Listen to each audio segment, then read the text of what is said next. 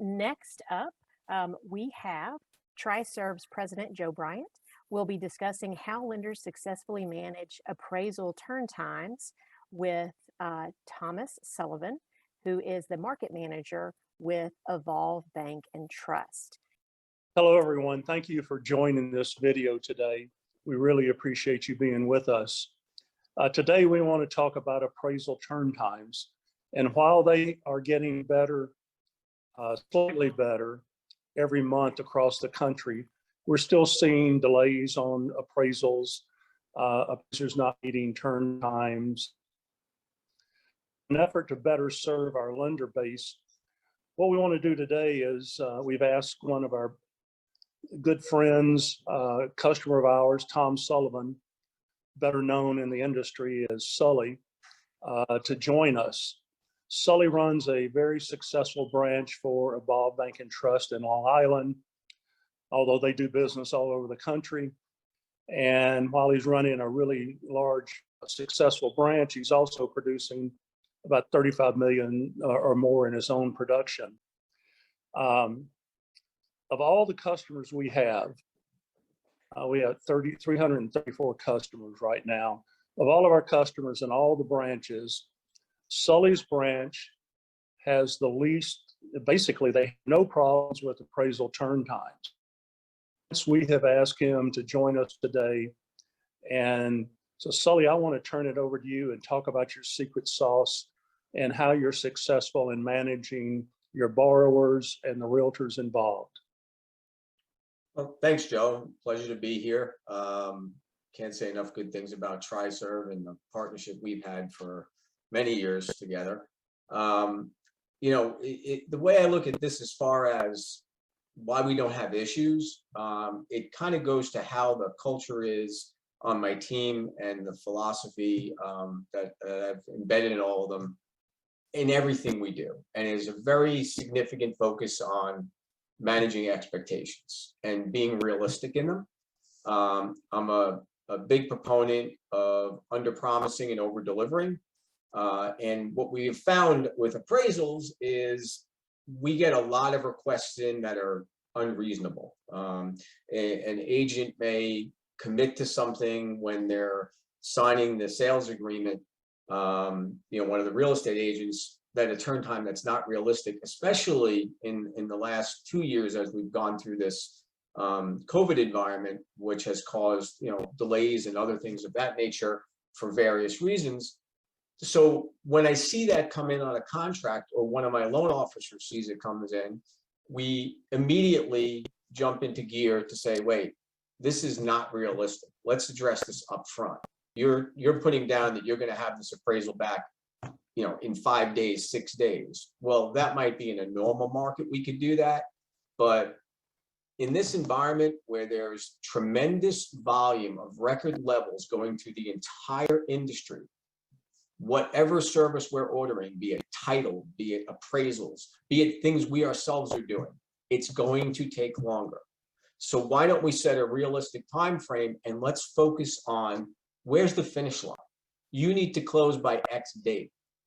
Does it really matter whether I have the appraisal in 1 week or 2 weeks or whatever the right time frame is? And when it's out of our regular markets where we do a lot of business, my branch particularly does quite a bit in Florida, obviously on Long Island where we are, that's our biggest piece, and certain other states.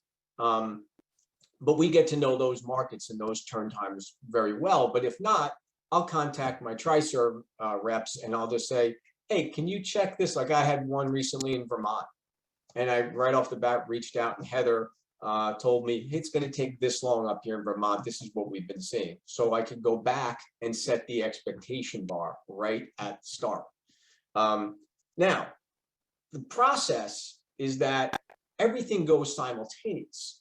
So it's not like my whole loan process stops because I'm waiting for an appraisal to come in to keep the ball moving forward on all the other fronts. Yeah, title's out there, appraisal's out there, but we're still processing the loan, getting documents, clients getting their homeowners insurance. We're doing all our verifications and all the things we need to do.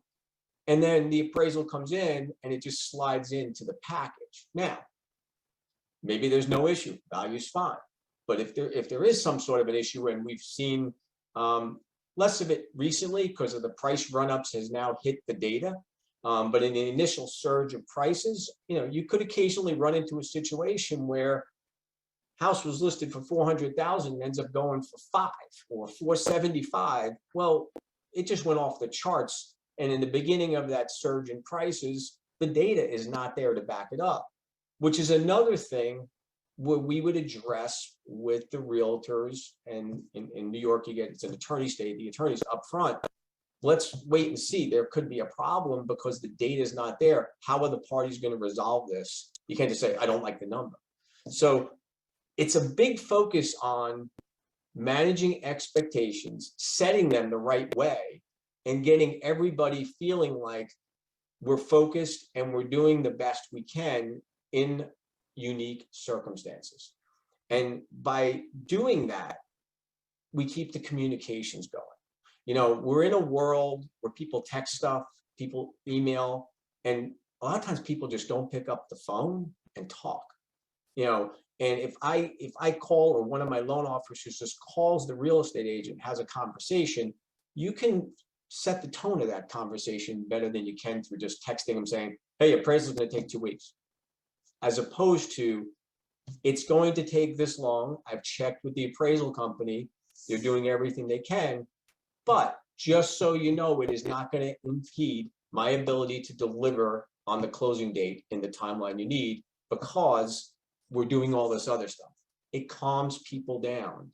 Whereas the unknown, or the, don't tell them up front because you're afraid to approach, makes people nervous, because then they're kind of, are we there yet? Are we there yet? What's taking so long? I haven't gotten called by anybody yet.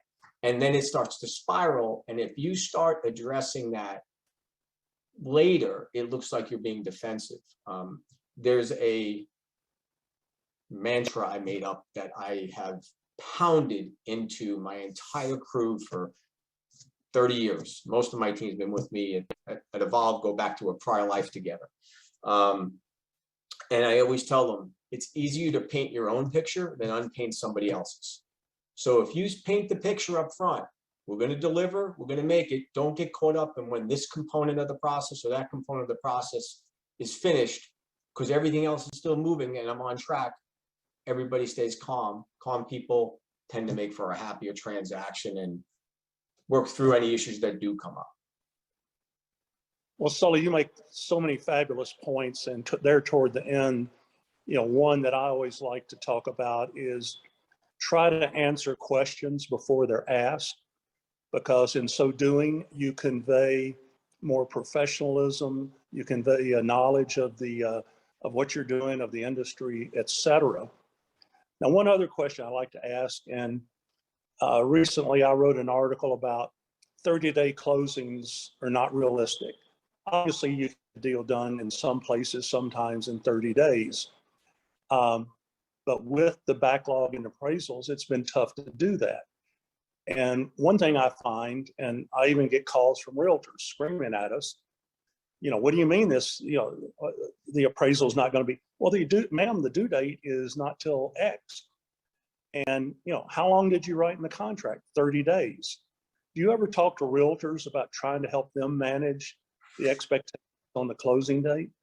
Yes, I've had that conversation a few times.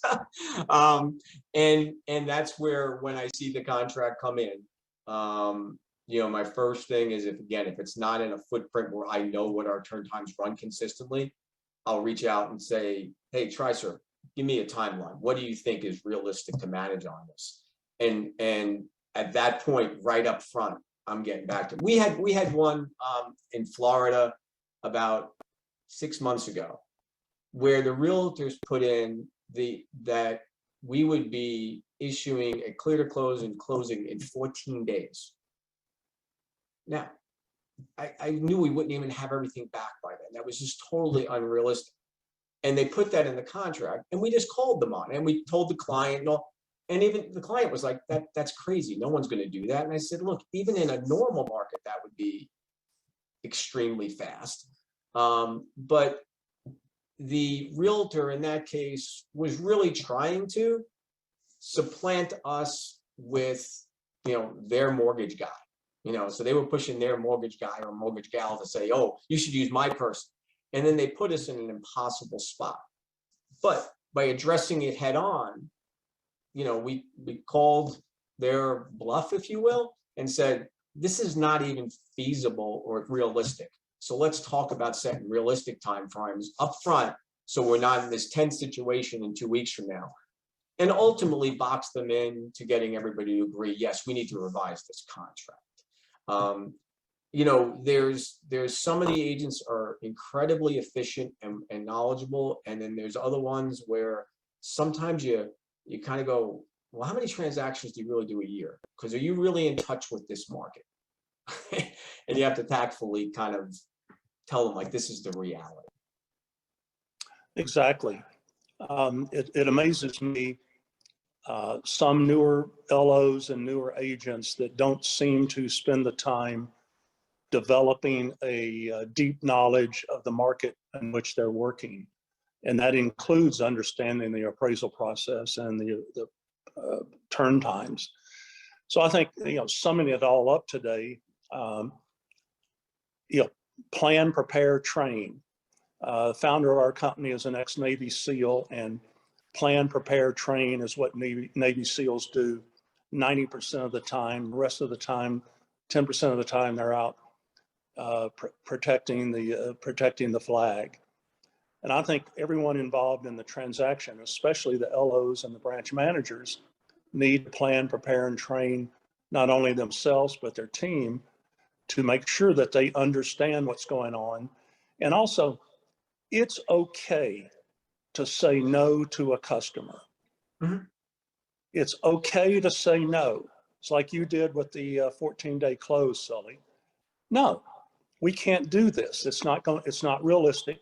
I don't care what you say about your in-law's sister's cousin who can do an appraisal in 4 days. There is no special sauce as it relates to appraisers. And so all of us that are in the ballgame together need to work together, manage together, and we'll be all very effective all together. And, Sully, huge credit to you, to your team. I think everybody on your team gets a 5.0 on the social survey on every deal that's ever been done in the 10 years or however long you've been using social survey. But anyway, we appreciate you and appreciate your time, and thank you for being with us today and sharing your very professional thoughts with us. My pleasure. And it's funny, you talk about plan, prepare, and train. One of the mantras I have is I call it the 7 Ps. Proper prior planning prevents pitifully poor performance. And I beat that into my crew as well. And again, it's just setting expectations and communicating. It's really simple stuff. Just don't be afraid to be upfront and honest with people. That's right. Well, thanks. And everybody that's viewed this, thank you very much. And I hope you have a great day and a great Thanksgiving, Christmas, and Happy New Year. Thanks, Joe. Great. Thank you so much, Triserv. Thanks, Joe. Thanks, Thomas. Really do appreciate your information and the direction on appraisals. I know that appraisals are definitely a big topic in today's exchanges, so very much appreciate that information.